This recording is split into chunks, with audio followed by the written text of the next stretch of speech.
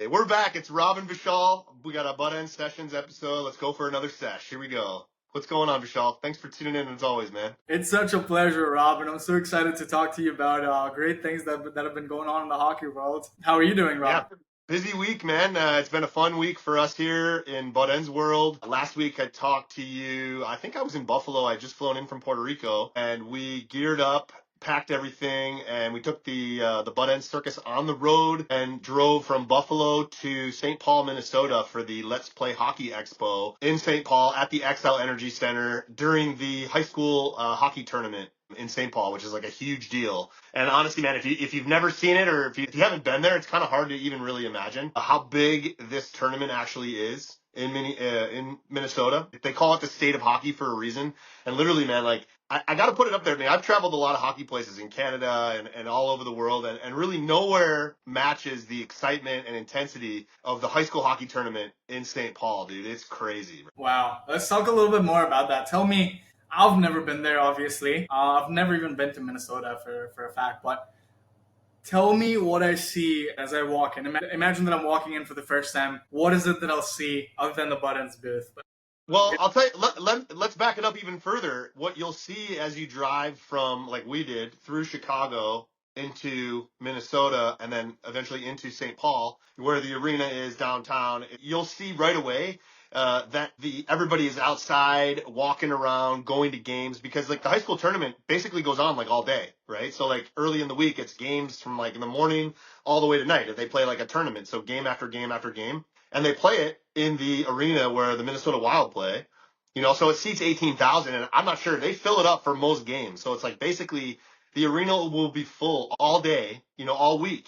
And so you'll see people out in the streets wearing jerseys, groups of kids, hockey fans wearing sweaters from all the different high schools. And this is for high school hockey. This isn't like, just like NHL or even college, which they also have, NHL team there, and they've got the Minnesota Gophers, which are huge, the NCAA. But this is for high school hockey, and literally it seems like the whole state floods St. Paul to converge on this tournament, and it's really exciting. It's fun to be there. And like, man, even everybody like around town, like we stayed at a hotel, and like the woman who checks us in at the front desk, we were at the Bonvoy, shout out to Jen if she happens to see it.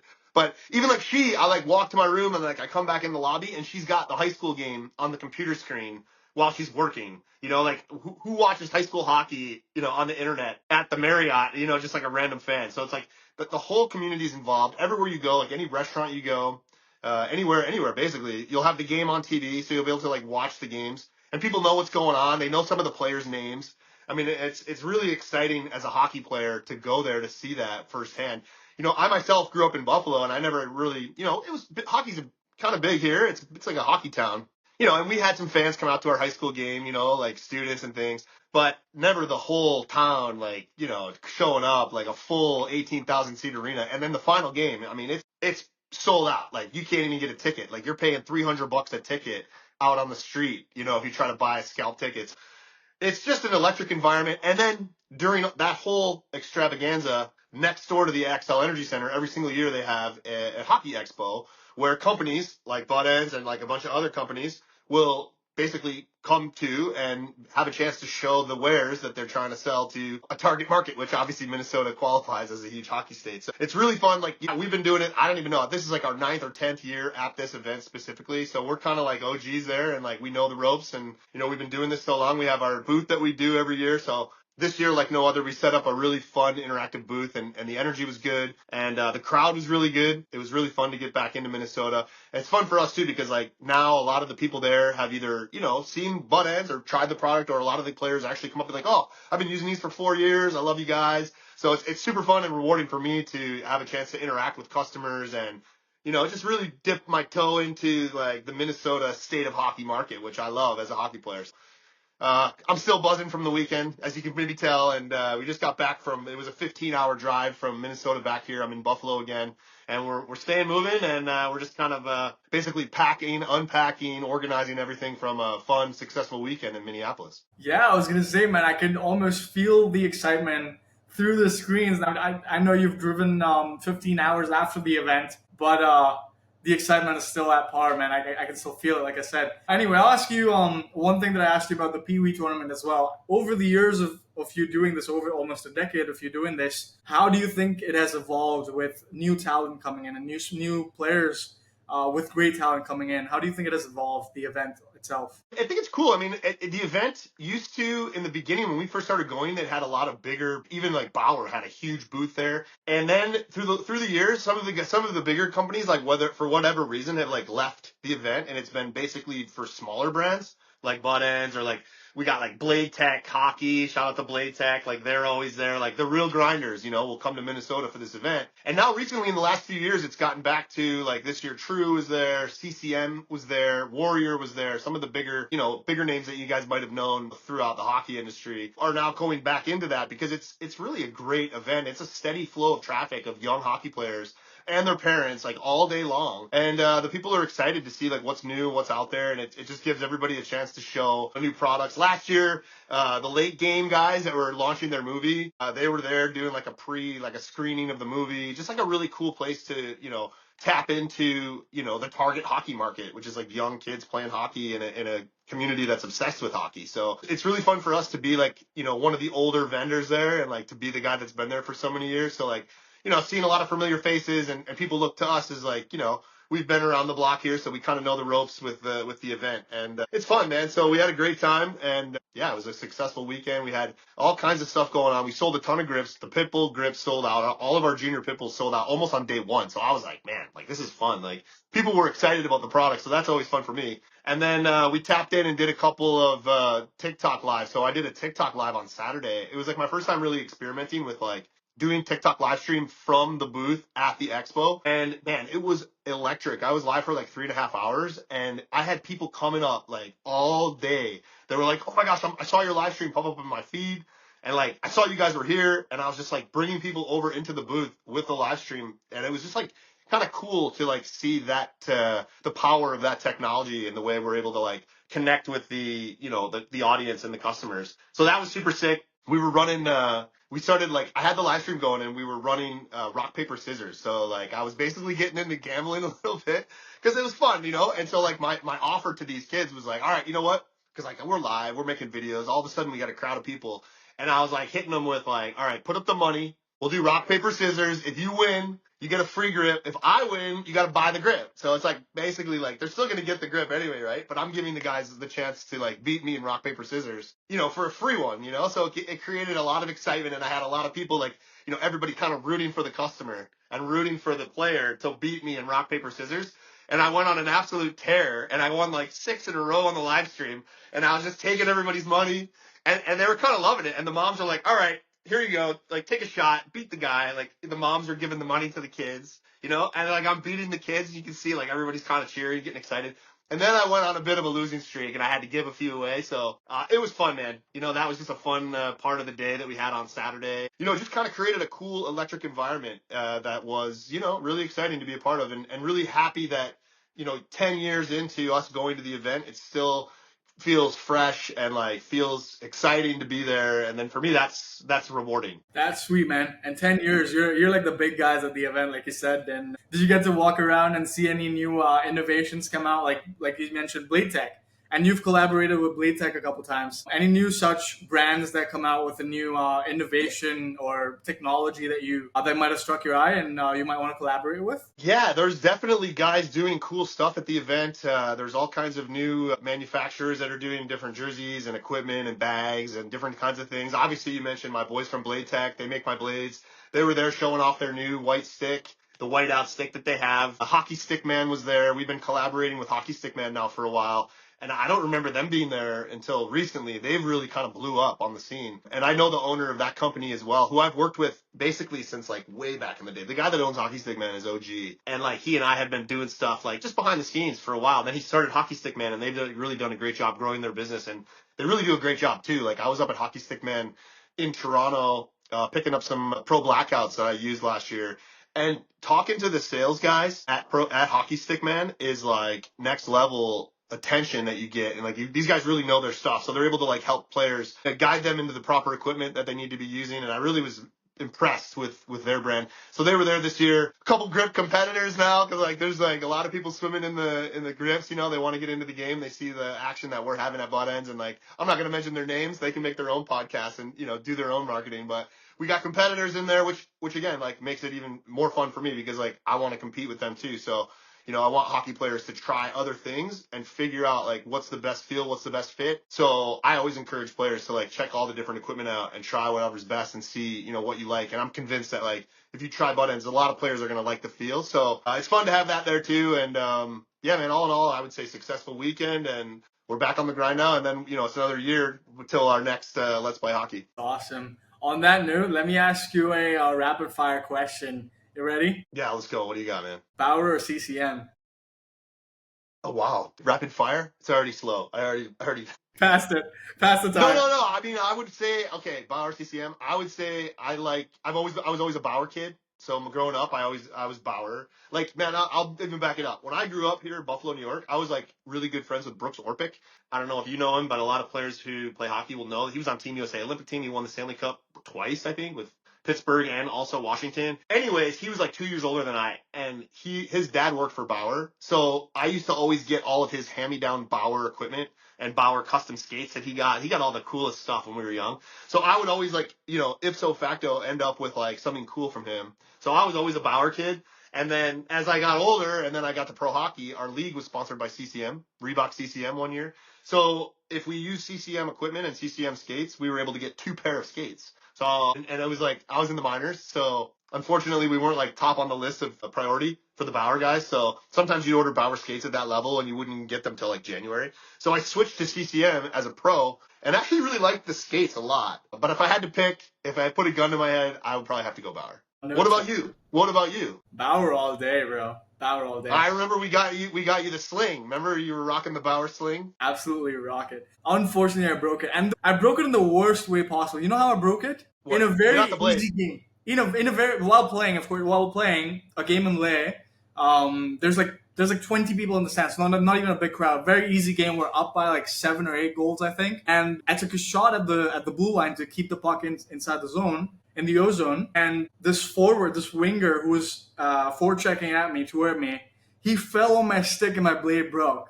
Like, that's how bad I lost. Dude, no way. But so the blade broke. Did you actually break it like where the hole was? No. It broke from the joint where it connects to the shaft. That's where it broke. I was so frustrated because I'm like, this game, no. If I would have broken it in like an army game or like a tougher game, I would have understood it. I would have been okay with it.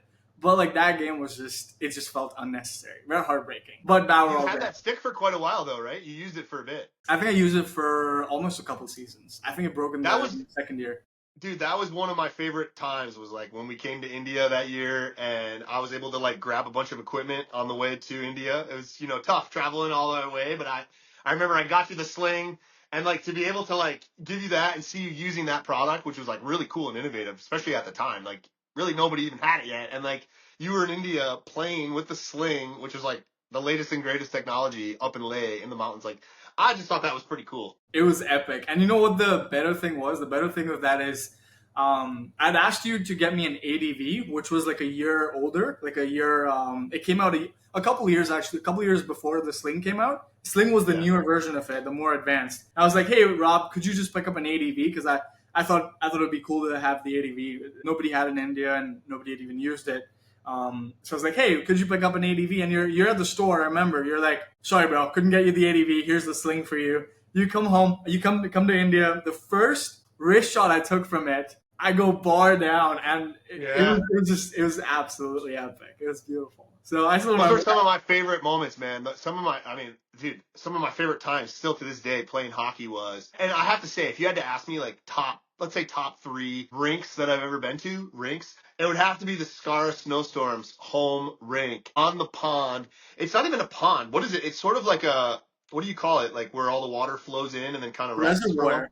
Yeah, like it's like a reservoir where half the rink is frozen, solid, like good ice, but then there's like warm water coming out of the mountain or somewhere where it's like not frozen. So there's like literally like a creek flowing into the reservoir, and half the reservoir is frozen, and that's where practice is with the nets and everything. And like we played a pickup game there. We played some 3-on-3. We played some 3-bar, and like skating on that rink outside with the beautiful like Himalayan mountains and like the the buildings and everything, like the old buildings in Leh in the background, is so magical. And like it's interesting to see like whereas like I grew up in a small town in Buffalo where we skate at like Holiday Twin rinks, right, where it's covered and it's great, and you're grateful you have rinks everywhere. But it's kind of dungy, it's kind of old, and like, it's kind of smells in there. The locker rooms are kind of like moist and old, and like the lighting's bad.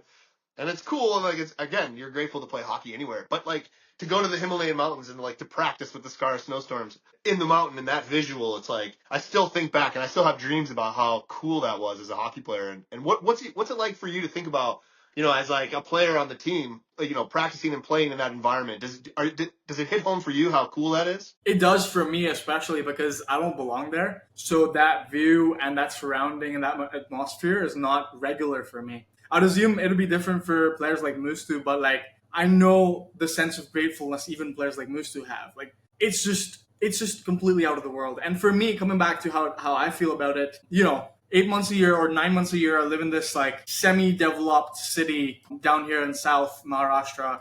But when I go up there for 3 months every year, it's just beautiful mountains covered with snow around the whole area, and then there's like players from all these little places. They walk to the rink. There's all this brotherhood, and there's, like I said, beautiful views, reservoir like you described. You couldn't have explained it any better than you did. It's just beautiful. And, just how anybody would imagine it, right? Like I would say it would be nothing less than like a child in a candy land. Like it's just beautiful. There's hockey, and that's basically all there is to do all day. So you just wake up, go play hockey in the middle of this beautiful snow-covered mountains, and then go home, take some rest, go back out to the rink, play some more hockey, and then go back home, sleep, wake up the next day, do the same thing all over again. So I think that's like a very, very, very beautiful lifestyle to be grateful for.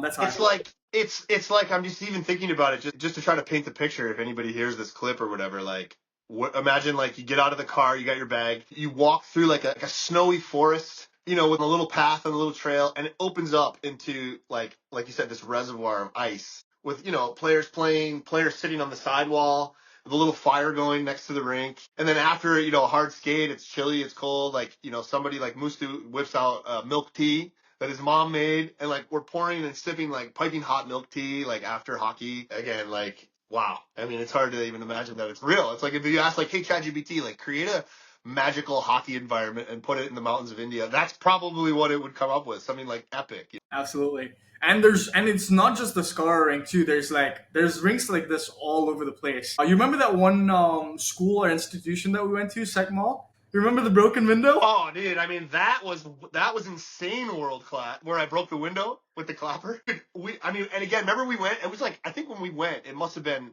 what was it? Late February, maybe almost March. Yeah. And so it was like, I remember it was like our last day. There was like, if the sun was out, the temperature went up to like 45, 50 degrees Fahrenheit. I remember we got to the rink and we were like, I don't know, that sun it was like warm. It was like right out in the wide open, like almost like up in like the brown mountains. There was like no trees or no foliage, nothing. And we got to rip it around and take some clappers. I had Robo out there. We got some all-time visuals from that session, dude, for sure. I mean, I even took a fall because the ice melted. Like as I was skating to the net, I hit a rut and fell down. But yeah, I'd love to skate on that one when it's, peak season, like January, because it was a big wide open rink too.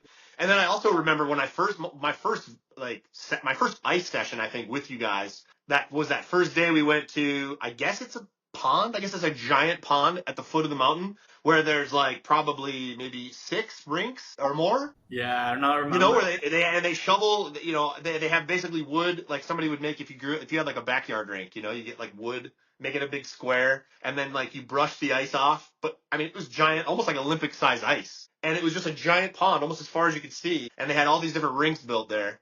Yeah. That was my first experience with hockey. And I remember playing and being like, wow, this is like, these guys are moving the puck. And this is some real hockey. I wasn't sure what to expect. And it turned out it was quite real. Yeah, funny coincidence. When I first flew to Leh, my first time, I think it was like 4 years ago now. I think it was in 2020, right after COVID, or 2021. I can't remember. But my first time skating in Leh was also at the same place as you just mentioned, the huge pond. I forget what it's called.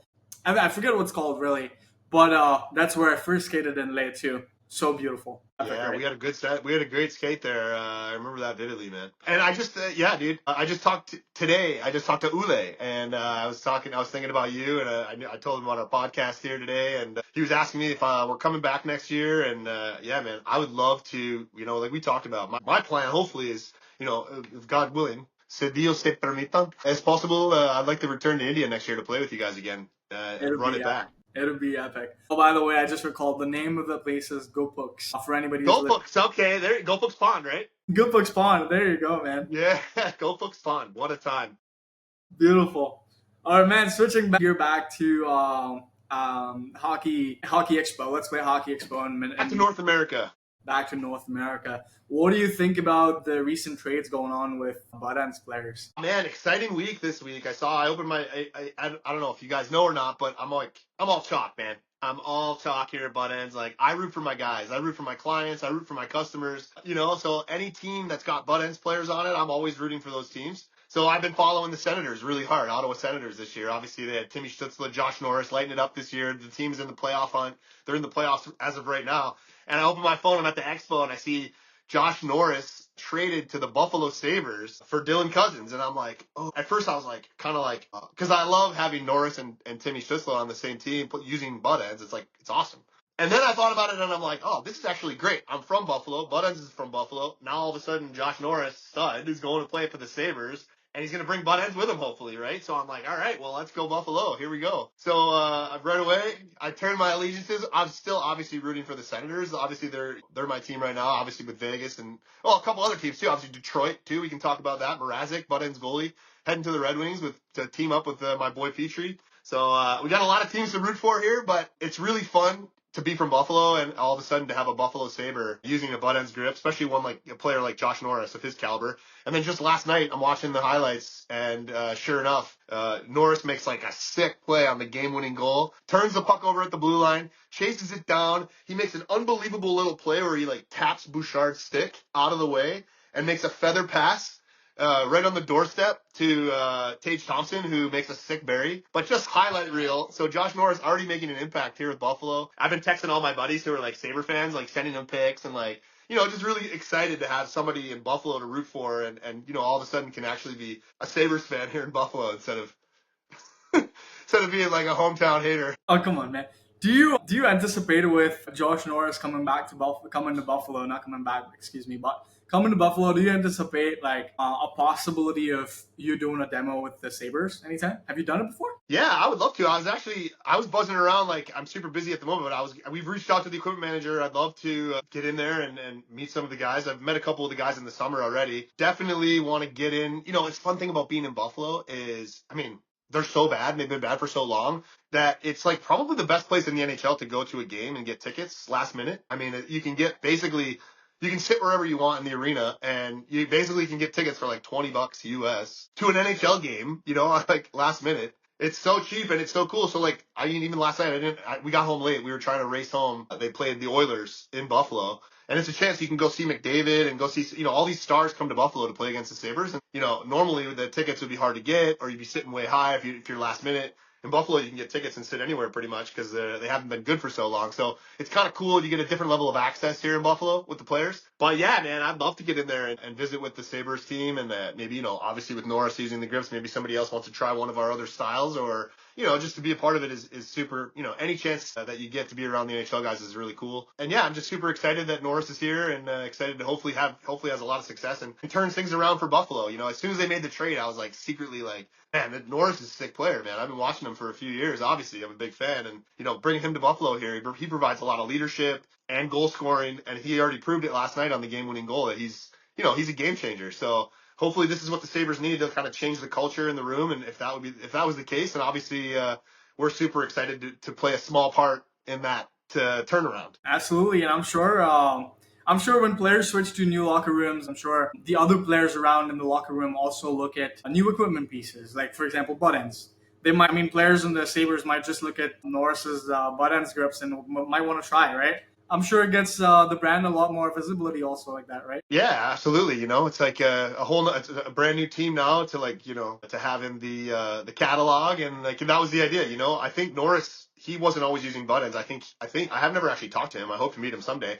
I'm pretty sure he found the grips the same way you described, where Tim Stützle is using them in Ottawa. He's having success. He loves the product. And like, everyone in the locker room, like, whoa, what do you got there? Let me check that out. Let me see whoa, what do you got there? I'm going to try one of those. You know what I mean? That's how it is for me as a player. If I feel something I like, I'm going to try it. You'd also encourage other people to try it in the locker room too. Yeah, 100%, dude. Great. So that's that's the exciting thing here. And then again, like shout out to my boy Petr Mrázek, also Buttendz goalie, got traded. He's out of Chicago, which is like a dumpster fire, it looks like, and he's on to basically a playoff contender as well in Detroit, which is going to be sweet. He was there before. That's actually where Petr Mrázek started using Buttendz, was when he played for the Red Wings. But to see him go back there and play on a good team, and then we got Petry as well, like coming back from the injury. Hopefully he'll have a big role, and have two guys in Detroit would be kind of cool. It'd be fun to root for the Wings, and it's fun to have a couple different teams to have your eye on and be able to root for. So I'm looking forward to the playoff push this year. Yeah, it's safe to say Buttendz have a great future in the NHL this season, in the playoffs. Let's hope, man. We're hoping for a deep run, dude. But yeah, it's been fun to see the Ottawa Senators take shape, and then obviously Tim Stützle's having a sick year. He just had a 14-game point streak, I think 14.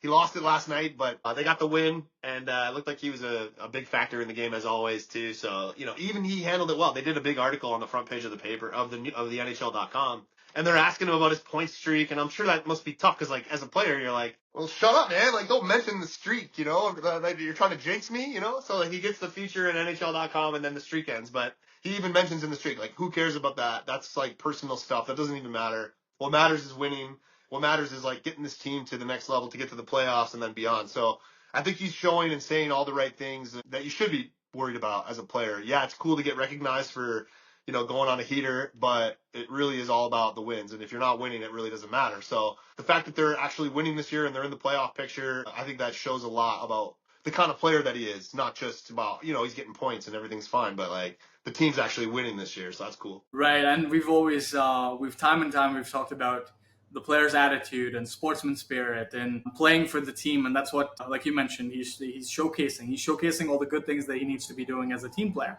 So great to see that that Buttendz player is doing such great in the NHL, man. And he's too young. He's very young too.